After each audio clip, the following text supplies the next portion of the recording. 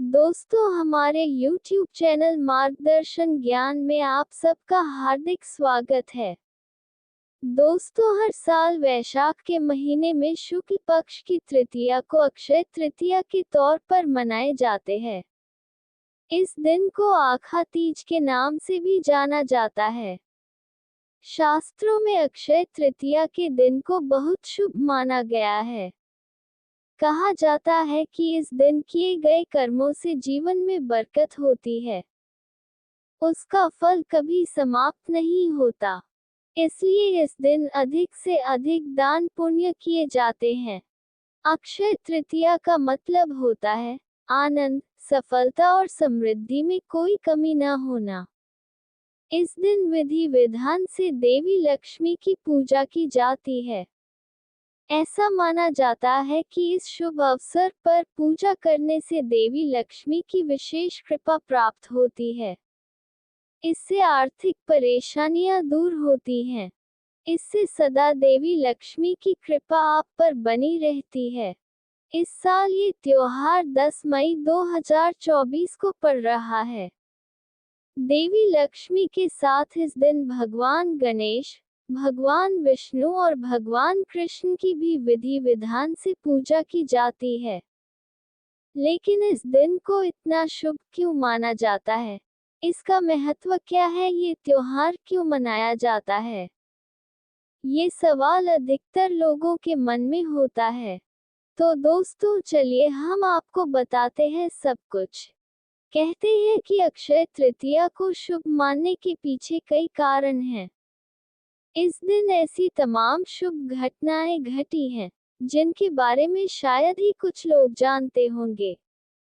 अक्षय तृतीया को लेकर कहा जाता है कि वैशाख के समान कोई मास नहीं है, सत्ययुग के समान कोई युग नहीं है, वेद के समान कोई शास्त्र नहीं है, और गंगा जी के समान कोई तीर्थ नहीं है, और उसी तरह अक्षय तृतीया के समान कोई तिथि नहीं है।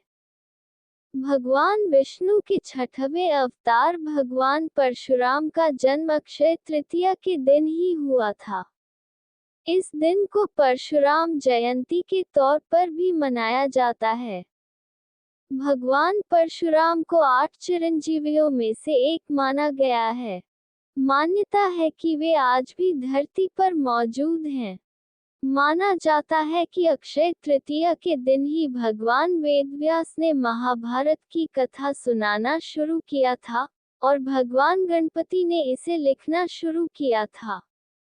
इस महाभारत में ही गीता भी समाहित है। दोस्तों, ये भी माना जाता है कि माँ गंगा इसी दिन धरती पर अवतरित हुई थी। इसलिए इस दिन गंगा स्नान का विशेष महत्व माना जाता है। इस दिन गंगा स्नान करने से आपके जाने अनजाने किए गए पाप कट जाते हैं।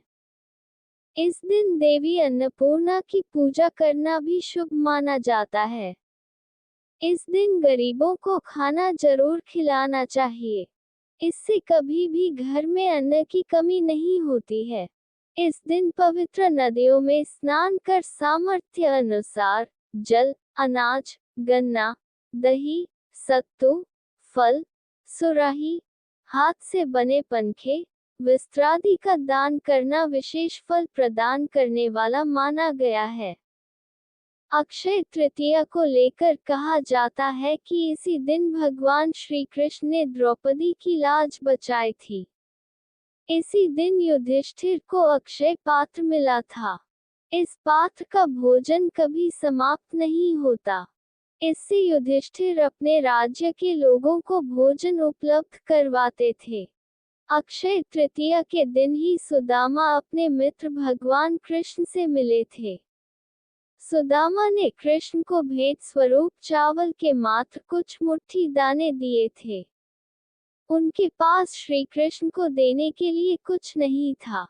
भाव के भूखे भगवान ने उनके प्रेम से प्रसन्न होकर उनकी झोपड़ी को महल बना दिया था। इस दिन आप श्रीमद् भागवत गीता के 18वें अध्याय का पाठ कर सकते हैं।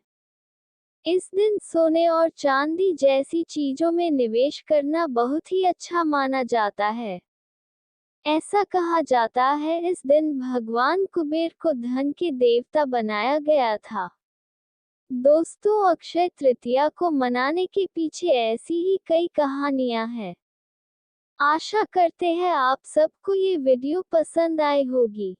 तो दोस्तों, मिलते हैं अगले वीडियो में। जय माता दी दोस्तों।